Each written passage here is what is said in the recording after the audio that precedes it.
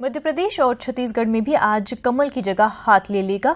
दोनों रियासतों में भी आज कांग्रेसी वुज़राए आला इक़्तिदार संभालेंगे। कमलनाथ भोपाल के जनबूरी मैदान में हलफ लेंगे और भूपेश बघेल शाम 5 बजे रायपुर के साइंस कॉलेज के ग्राउंड में हलफ लेंगे।